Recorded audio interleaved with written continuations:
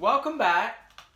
What we're going to do now is bring together the combined gas law, which you'll remember is really made up of three separate gas laws: Boyle's law, Charles' law, and Gay-Lussac's law. And so we came up previously with the combined gas law as being P1V1 over T1 equals P2V2 over T2. Well, there's one thing we haven't mentioned in this entire gas law story until now. And it's a four-letter word that starts with M and ends with E. And you might be right, yes, it's the mole. We've avoided the word mole for a while now, but it's back.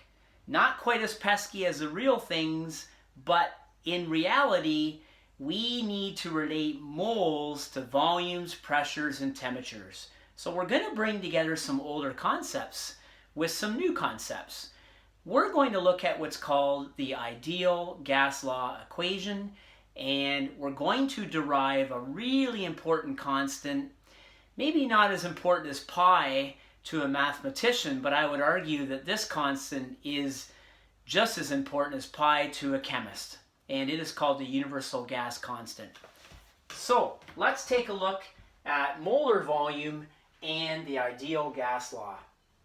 Well, like I just said, the ideal gas law brings together those three gas laws that we've looked at and the mole. I want to take you through a thought experiment, even though we can't do it at this point in time. But let's suppose I handed you three separate balloons, and I was very careful in how I prepared these balloons. In one balloon, we would have 2 grams of H2, which is hydrogen. Now, that's very explosive, probably not a good balloon to hand to you. Let's just imagine it's a make-believe experiment. The middle balloon would contain 28 grams of nitrogen gas. That's much safer. It makes up about 80% of our atmosphere, and it's pretty stable. The third balloon would contain 32 grams of pure oxygen gas, O2. So these are all diatomic gases. Well, from our discussion about the mole earlier in the course, you may remember that the molar mass of hydrogen is 2. That is 1 mole of hydrogen, isn't it? The molar mass of nitrogen is 28. And the molar mass of O2 is 32. So, like I said, we picked these volumes very carefully, these masses carefully. And the other thing we're going to do is imagine putting these balloons into a pretty cold room, to be honest. It's 0 degrees Celsius, which you'll remember is standard temperature, and standard pressure is 101.3 kilopascals. So yes, these balloons would be at STP.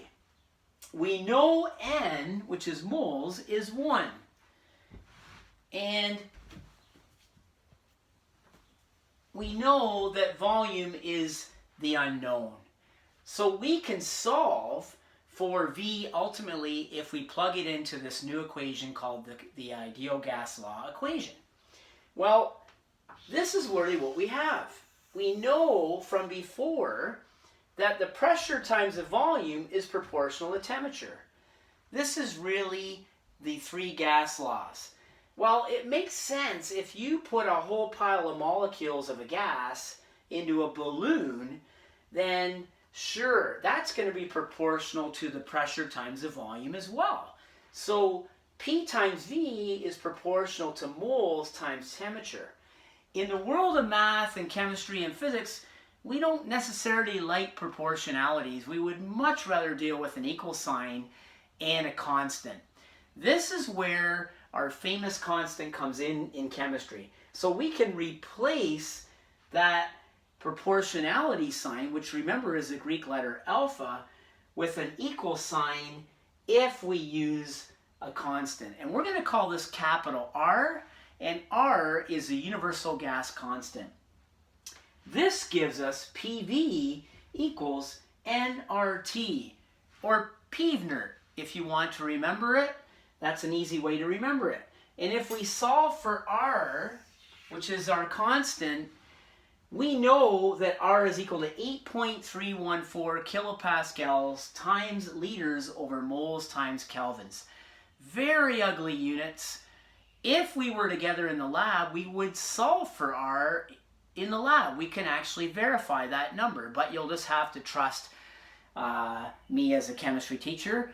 Even though I tell you constantly not to trust me, in this case you must. So R is PV over NT.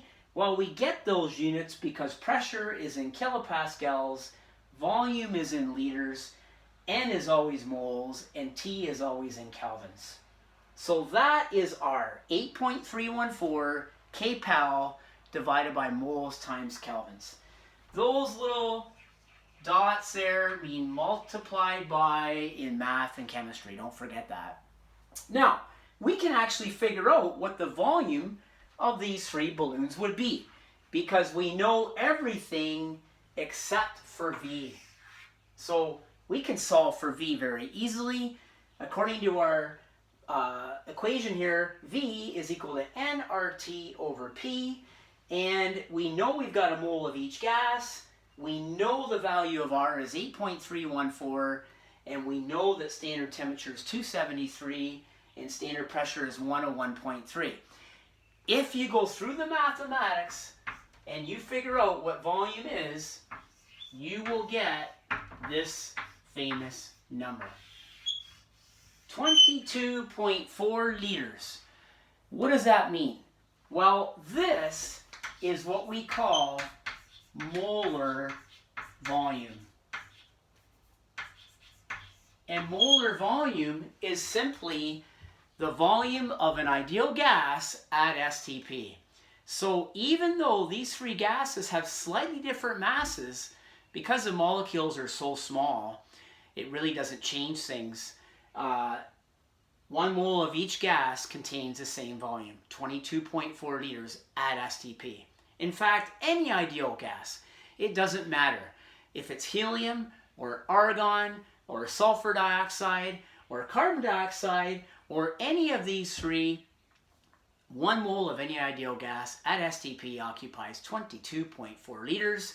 That's about the same size as a 5-gallon jerry can for fuel. To put it in perspective, it's a fairly big volume, but not that large to imagine. Hopefully that helps. That does bring together the mole and the gas laws. I knew it was going to happen eventually.